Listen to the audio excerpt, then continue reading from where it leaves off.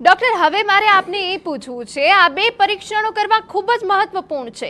પ્રથમ આપણે lipid profile વિશે વાત કરી. ધારો કે જો આ લિપિડ ટેસ્ટમાં કોલેસ્ટ્રોલ વધે છે તો શું માધવબાગમાં તેની સારવાર થઈ શકે છે? જો એમ હોય તો કેવી રીતે? ચોક્કસપણે માધવબાગની અંદર જેમ કે મેં વાત કરી એવી રીતના આપણે લિપિડ પ્રોફાઇલ કોલેસ્ટ્રોલનો જે ટેસ્ટ કરીએ છીએ એમાં એલડીએલ કોલેસ્ટ્રોલ એટલે બેડ કોલેસ્ટ્રોલ જે છે એ બેડ કોલેસ્ટ્રોલનું પ્રમાણ 100ની અંદર હોવું જોઈએ. એ સમજો વધારે આવતું હોય તો આપણે એવું કહી શકીએ કે અત્યારે હૃદયને ડેમેજ કરવાવાળું એક પરિબળ જે છે એ આપણા શરીરમાં ક્યાંક ને ક્યાંક ડેવલપ થઈ રહ્યું છે અથવા કન્ટિન્યુ થઈ રહ્યું છે.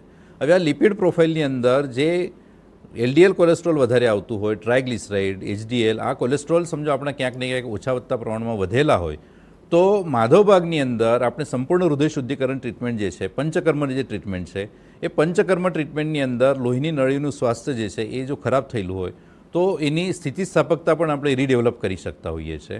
સાથે સાથે આહારની એક વ્યવસ્થિત બેલેન્સ ફૂડની જે પરિયોજના છે, કેમ કે સૌથી પહેલાં અથવા તો રહેણીકરણીની આપણે જે વાત કરીએ છીએ એના અંદર આપણો આહાર ખરાબ થતું હોય છે. બેલેન્સ ફૂડની ડેફિનેશન આપણે કોઈને ખબર નથી હોતી કે મારા માટે મારી ઉંમરના હિસાબે, મારા કોઈ રિપોર્ટના હિસાબે અથવા તો મારા ખર્ચની પેટર્નના હિસાબે મારા માટે કયા ટાઈપનું ફૂડ બેલેન્સ હોઈ શકે છે એની જાણકારીનો અભાવ હોવાના લીધે જે બધા જ ખાય છે, જે આજે ટ્રેન્ડમાં ચાલતું હોય અથવા જે પ્રચલનમાં વધારે ચાલતું હોય એ ફૂડ આપણે વધારે પ્રમાણમાં કન્ઝ્યુમ કરતા હોઈએ, જેના લીધે પણ આપણા કોલેસ્ટ્રોલનું ડિફોર્મિટી આવતી હોય છે અથવા કોલેસ્ટ્રોલ આપણું ઇમ્બેલેન્સ થતું હોય છે. તો માધવબાગની અંદર એક બેલેન્સ ફૂડની પરિયોજના આપણે જ્યારે કરતા હોઈએ અને સંપૂર્ણ હૃદય શુદ્ધિકરણ ટ્રીટમેન્ટ આપણે પંચસૂત્રી તરીકે ડેવલપ કરીએ છીએ તો એના દ્વારા આપણે લિપિડ પ્રોફાઇલ જે ડેમેજ થયેલા હોય, ખરાબ થયેલા હોય, ઇમ્બેલેન્સ થતા હોય તો એને પણ આપણે સારી રીતના સુધારી શકીએ છીએ.